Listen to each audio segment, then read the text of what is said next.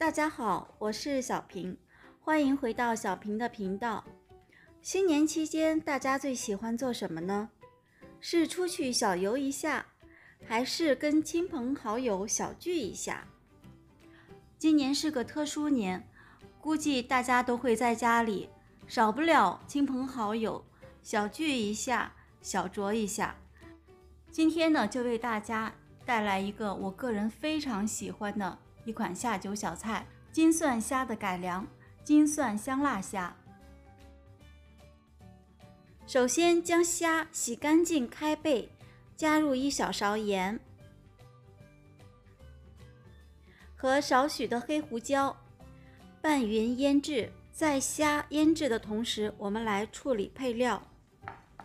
蒜切成蒜片，蒜片不要太薄，因为要长时间的煎制，太薄的话容易煎糊。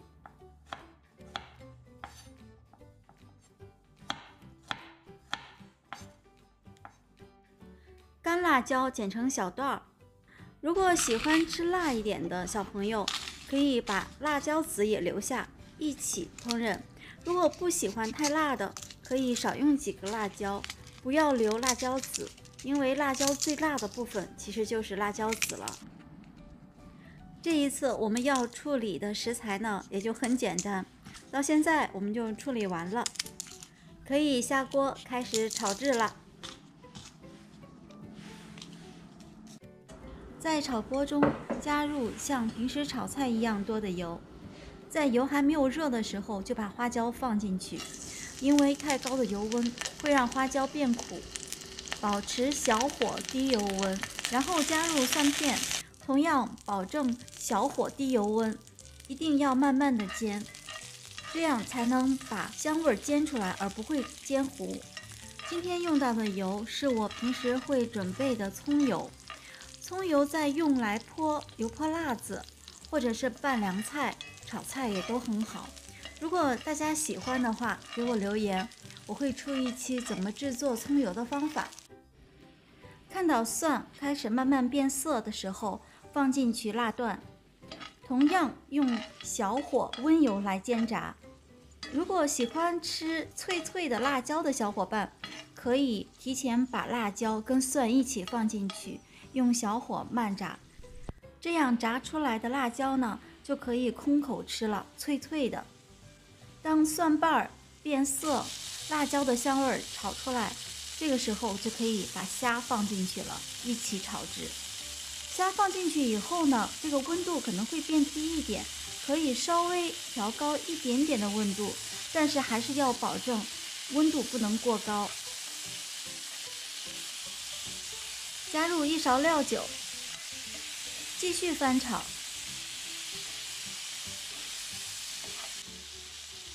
加入1勺头抽，虾是用盐腌过的，注意不用太咸了。继续翻炒。最后在虾快好的时候加上1勺糖，糖不要加早了，加早了会容易糊锅底。如果太干的话，可以少少加一点水，如果还有水分，我们就不用加了。因为全程用的是中小火，所以当虾的水分收干了就差不多了。最后再和拢和拢，这个就做好了。今天我们就用这个烈的威士忌来搭配这一道味道浓郁的金蒜香辣虾吧。